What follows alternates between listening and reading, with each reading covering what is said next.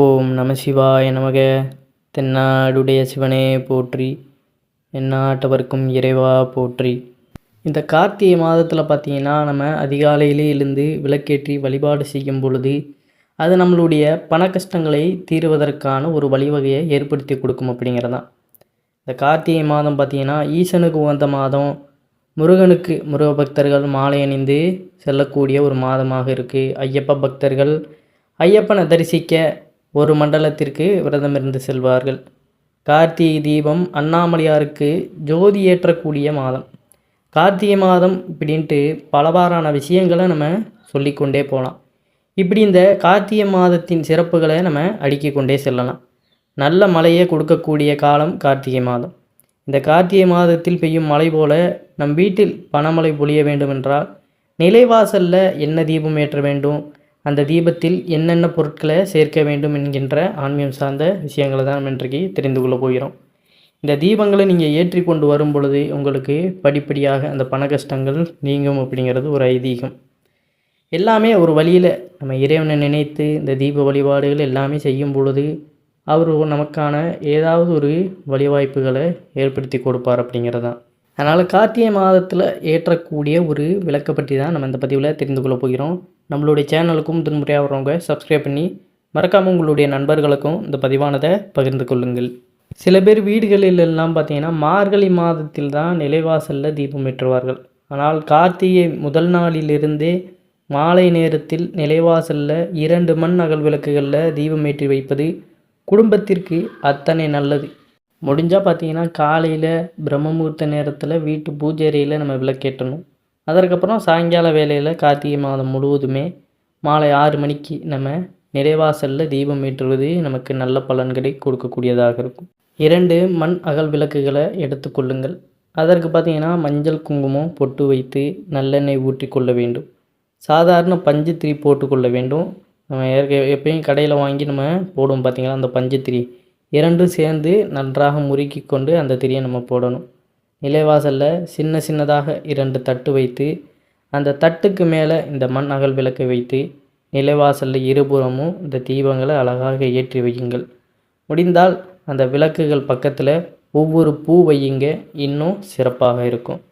இந்த விளக்கை ஏற்றி வைத்து விட்டு பார்த்திங்கன்னா நம்ம வீட்டில் இருள் என்னும் அந்த வறுமையானது நீங்கி நல்ல செல்வ செழிப்பான வாழ்க்கை நமக்கு அந்த வெளிச்சமானது கிடைக்கப்பெறணும்னு உங்களுடைய குலதெய்வம் இஷ்ட தெய்வத்திடம் மனதார வேண்டிக் கொள்ளுங்கள்.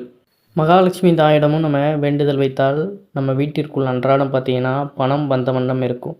இந்த விளக்கில் நாம் போட வேண்டிய அற்புதமான 3 பொருட்கள் அப்படிங்கிறதும் இருக்கிறது. 3மே மகாலட்சுமியை வசியம் செய்யக்கூடியது, வாசம் நிறைந்தது. இதை போட்டு நம்ம தீபம் ஏற்றும் பொழுது நம்ம வீட்டிற்குள்ளேயும் நல்ல ஒரு பாசிட்டிவ் எனர்ஜி நிறைய தொடங்கும். அதுவும் இல்லாமல் லக்ஷ்மி கடாசமும் நம்ம வீட்டில் பெருக ஆரம்பிக்கும் அப்படிங்கிறது தான் நிதர்சனமான உண்மை.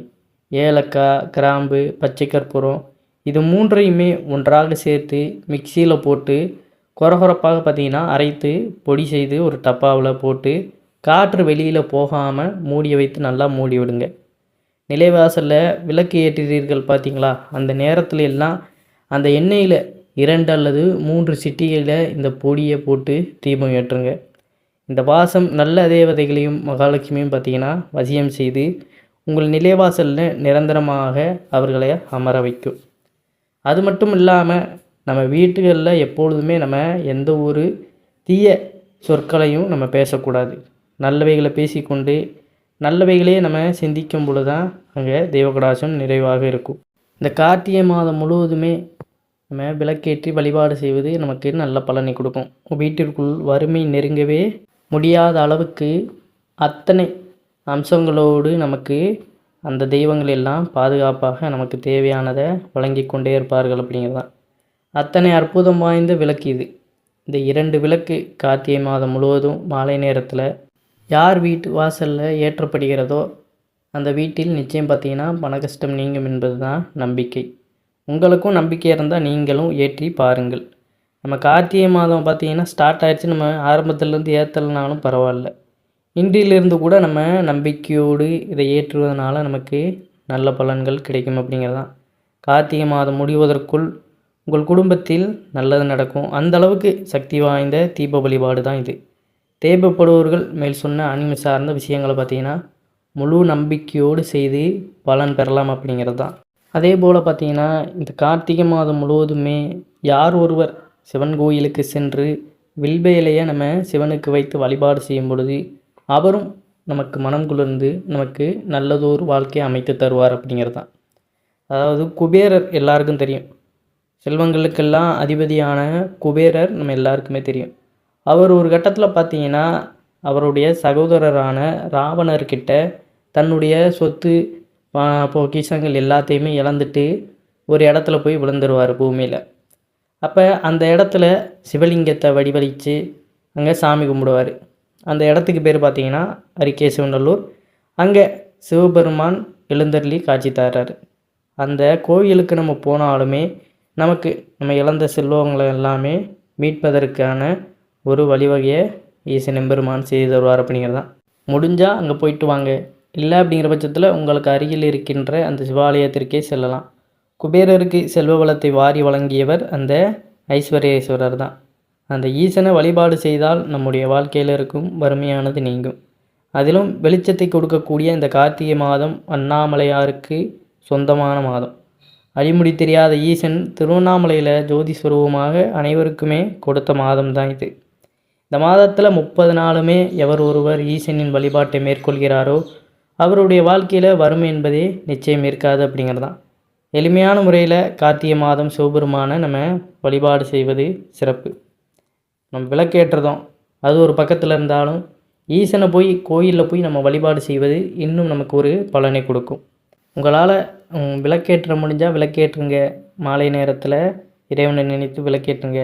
இல்லை உங்களால் கோவிலுக்கு செல்ல முடியும் என்றாலும் பக்கத்தில் இருக்கும் சிவன் கோயிலுக்கு சென்று 2 வில்வ இலைகளை சிவபெருமான் தலையில் வைத்து மனதார பிரார்த்தனை செய்து கொண்டு சிவன் கோயிலை 11 முறை நம்ம வலம் வர வேண்டும். காலையோ மாலையோ உங்களுக்கு எப்போது அந்த சௌரியம் கிடைக்குமோ அப்பொழுது நேரம் கிடைக்கின்ற நேரத்தில் இந்த வழிபாட்டை மேற்கொள்ளுங்க. நல்ல வேலை வேண்டுமா, இழந்த பணத்தை மீட்கெடுக்குமா, ஆரோக்கியம் வேண்டுமா, என்ன வேண்டும் என்றாலும் நம்ம ஈசனிடம் முறையிடும் பொழுது அவர் நமக்கு அதை அருள்பாலிப்பார் அப்படிங்கிறது தான். நம்ம செலுத்த வேண்டியதான் உண்மையான அந்த அன்பும் பக்தியும் தான். அந்த செவிகளில் சொல்லி சொல்லி வில்வேலையை நம்ம போட்டு 11 முறை அந்த கோவிலை நம்ம வலம் வந்தால் நீங்கள் கேட்டது நிச்சயம் நடக்கும் அப்படிங்கிறது தான். இதற்கு ஒரு சான்றாக பார்த்தீங்கன்னா ஒரு இடத்துல பூமியில் சிவபெருமானும் பார்வதி தேவியும் அமர்ந்திருப்பாங்க. அப்போ மரத்துக்கு மேலே பார்த்தீங்கன்னா ஒரு குரங்கானது வில்வ மரத்துலேருந்து அந்த வில்வ இலைகளை பிச்சு பிச்சு சிவபெருமான் மேலே போட்டுக்கிட்டே இருக்கும். இது சிவபெருமானுக்கு ஆனந்தமாக இருந்தாலும் பார்வதி தேவிக்கு பார்த்தீங்கன்னா அது ஒரு எரிச்சல் உண்டு பண்ணது மாதிரி இருக்கும்.